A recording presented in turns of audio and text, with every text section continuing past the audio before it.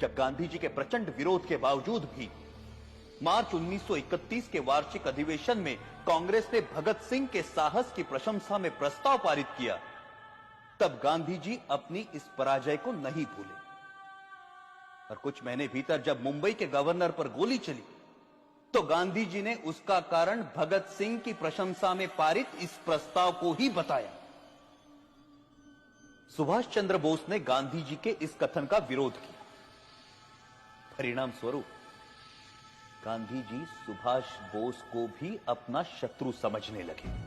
Our struggle is no doubt a non-violent struggle, but even a non-violent struggle demands an army, an organization, and a machinery.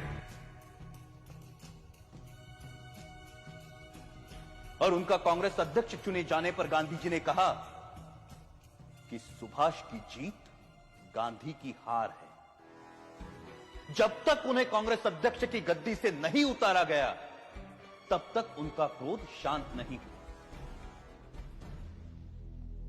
जो लोग कहते हैं कि मात्र गांधी जी के परिश्रम से हमें आजादी मिली, वो एक झूठा इतिहास लिखना चाहते हैं।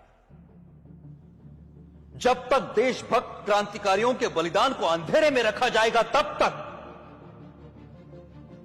हमारी आने वाली पीढ़ियां इतिहास के सवेरे से वंचित रहेंगी।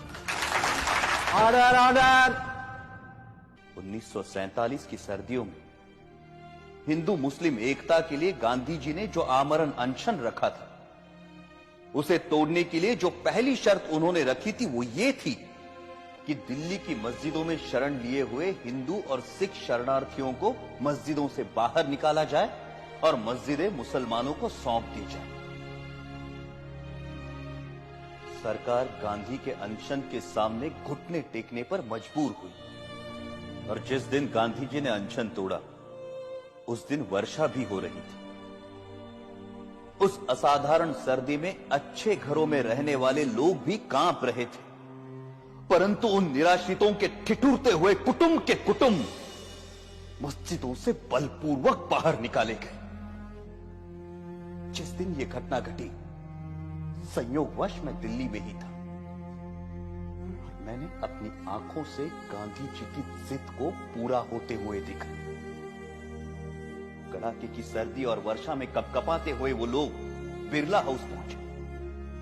वहां उन्होंने नारे लगाए, गांधी जी हमें शरण दो, गांधी जी हमें शरण दो। परंतु उस भव्य भवन में रह रहे गांधी जी तक उन निराश्रितों की पुकार नहीं पहुंची। यह मर्मस्पर्शी दृश्य जिसे देखकर कठोर से कठोर मनुष्य का हृदय भी द्रवित हो जाए, मैंने स्वयं अपनी आंखों से देखा है। क्या उन निराश्रितों ने अपनी मर्जी से उन मस्जिदों में डेरे डाले थे?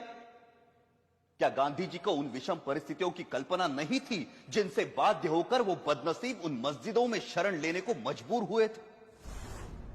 यदि उन मस्जिदों को खाली कराया जाना उचित था तो पाकिस्तान के मंदिर खाली कराकर हिंदुओं को सौंपने की मांग गांधी जी ने क्यों नहीं रखी? यदि वो ऐसा करते तभी यह सिद्ध होता कि गांधी जी निष्पक्षता से हिंदू मुस्लिम एकता के इच्छुक थे।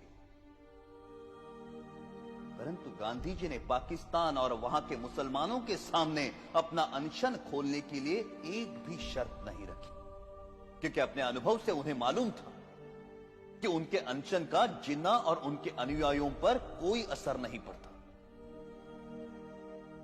गांधी जी ने अपने अनशन से भारत सरकार द्वारा पाकिस्तान सरकार को 55 करोड़ रुपए ना देने के निर्णय को भी पलटवाया, जबकि उन्हें भली भांति पता था कि इस रकम का प्रयोग पाकिस्तान भारत के विरुद्ध चल रहे युद्ध में अपनी विजय के लिए करेगा।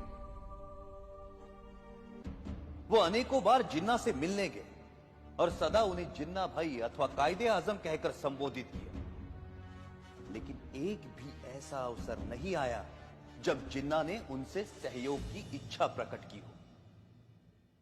गांधी जी की जिस आध्यात्मिक शक्ति और अहिंसा की महिमा का सब जय जयकार करते हैं, वो जिन्ना की दृढ़ता के सामने नपुंसक सिद्ध हुई। जब गांधी जी को यह दिखाई दे चुका था कि वो अपनी आध्यात्मिक शक्ति से जिन्ना को प्रभावित नहीं कर सकते, तो उन्हें अपनी नीति का पुनर्मूल्यांकन करते हुए किसी दूसरे नेता को जिन्ना और मुस्लिम